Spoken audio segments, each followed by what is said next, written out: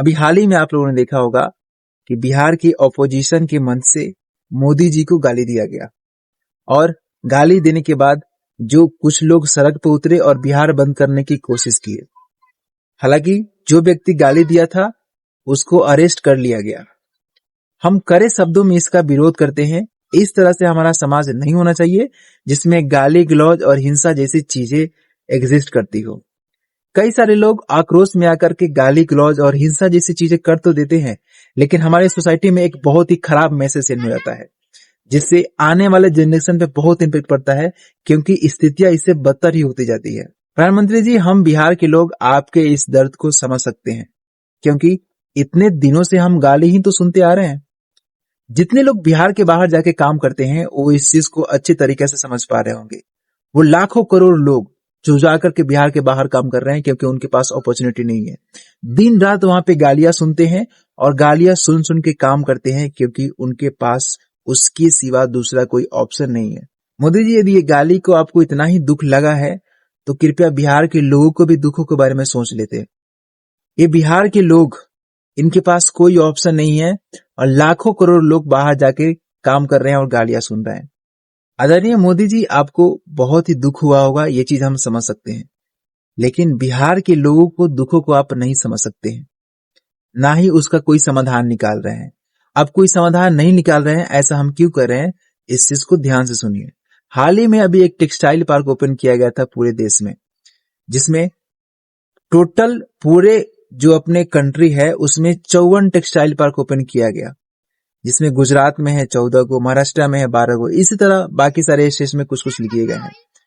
और जहां पर सबसे अधिक जरूरत है जॉब की, जहां पे अधिक लोग बेरोजगार है, जहां के लोग जाके बाहर काम कर रहे हैं, वहां पे पता है कितने टेक्सटाइल पार्क ओपन किया गवर्नमेंट ने?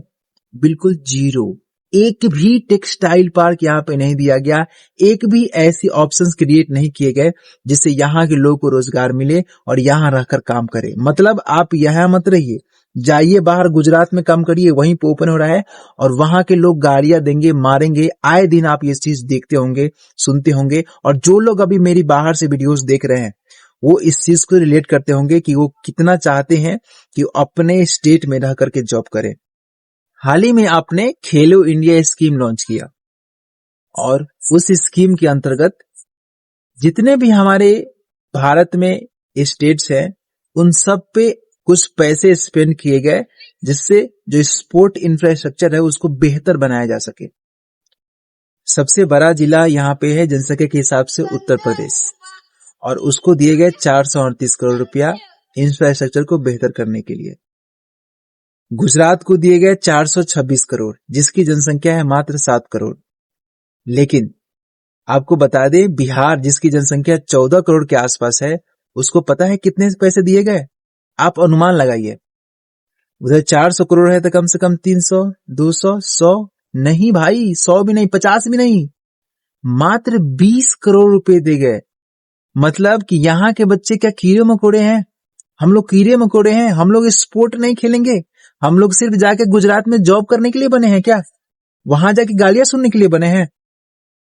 एजुकेशन का ये हालत है यहाँ पे। आपने बिहार की स्थिति इतनी बदतर कर दी है कि टॉप यदि 100 यूनिवर्सिटी निकालें हम अपने कंट्री में, एशिया की बात नहीं कर रहे हैं, अपने देश की बात कर रहे हैं, इंडिया में टॉप 100 छोड़िए, टॉप 200 निकालें, टॉप 200 यूनिवर्सिटी निकालेंगे पूरे अपने देश में, उसमें से एक भी नहीं बिहार का यूनिवर्सिटी होगा। मतलब एक समय था जब बिहार की एक ऐसी यूनिवर्सिटी नालंदा यूनिवर्सिटी थी जिसे विदेश से आकर के बच्चे पढ़ते थे, और आप लोगों ने यहाँ पे एजुकेशन का ये स्तर गिरा दिया कि 200 यूनिवर्सिटी में से एक भी यूनिवर्सिटी ऐसी नहीं है जो बिहार में टॉप 200 में अंदर आए। एक भी यूनिवर्सिटी नहीं है। एजुकेशन का ये हालत है। ऐसी बहुत सारी चीजें हैं जो सरकार ने अभी रिसेंट में की है और जिसमें बिहार को सिर्फ और सिर्फ मूर्ख बनाया गया है। कुछ नहीं मिला है बिहार को। ये देखिए, पीएम मित्रा पार्क बनाया गया पूरे देश में, और बिहार में कहां बनाया गया? बिल्कुल 0, कुछ नहीं बनाया गया इसमें। यहाँ पे सभी स्टेट्स को, मैक्सिमम स्टेट को मिला गया यहाँ पे पार्क, पीएम मित्रा पार्क, और यहाँ पे बिल्कुल कुछ भी नहीं दिया गया। यहाँ के लोग क्या है? हम लोग घास भूसे हैं, कीड़े मकोड़े हैं क्या हम लोग? सिमिलरली आप प्लास्टिक इंडस्ट्रियल जोन आप देख सकते हैं कि कहां कहां पे है, और बिहार में आप लोग को बिल्कुल 0 सन्नाटा दिखेगा, यहाँ पे कुछ नहीं है। उसके बाद ये भी देख लीजिए सेमीकंडक्टर प्लांट जो इंडिया में बना हुआ है, बिहार में कुछ भी नहीं। हेल्थ सेक्टर की क्या बात करें, एक एग्जांपल देते हैं। एक ही समय पे एक राजकोट गुजरात में एक एम्स की शुरुआत की गई, और एक ही समय में दरभंगा में शुरुआत की गई थी एक एम्स बनने का, और वर्तमान समय में जो राजकोट का एम्स है वो बनकर रेडी हो चुका है, मोदी जी ने उसको इनॉग्रेट भी कर दिया है। लेकिन जो दरभंगा है उसका एम्स, उसमें एक ईंट भी नहीं लगी है, सिंगल ईंट। आप देखिए बिहार में कितना तेजी से काम करा रहे हैं ये लोग, मतलब कोई इंफ्रास्ट्रक्चर का कोई यहाँ ध्यान नहीं, ढंग नहीं। और लोग अभी भी, जो लोग इस चीज को नहीं समझ रहे हैं, हमारे ही अपने लोग, हमारे बिहार के लोग, अभी भी उनको ये सब मुद्दों के अलावा और भी मुद्दे यदि सही लग रही है तो उनको ये बहुत ही जल्द इस चीज का रियलाइजेशन हो जाना चाहिए कि उनकी बेसिक नीड क्या है, बेसिक जरूरत क्या है उनके बिहार के लिए। नितिन गडकरी जी आते हैं और आके बिहार में भाषण देते हैं कि 2024 से पहले एक्सप्रेसवे बन के रेडी हो जाएगा। 1,10,000 करोड़ की मदद से एक्सप्रेसवे बनवा रहे हैं, और जो हम बोलते हैं वो करते हैं। और 2025 खत्म होने वाला है और आज तक उस एक्सप्रेसवे का अता पता नहीं है। क्या है, हम लोग कुछ भी बोल के मूर्ख बना के चले जाएंगे आप लोग। मैं सभी बिहार के लोगों से कहना चाहूंगा कि भाई बंद करो आपस में लड़ना, बंद करो ये सब छोटी छोटी चीजों को डेवलपमेंट समझना। ये तुमको 5 किलो राशन दे करके 10 फुट चौड़ी एक रोड बना करके ये डेवलपमेंट का ये जो चटनी चटा रहे हैं, ये बिल्कुल ही गलत है।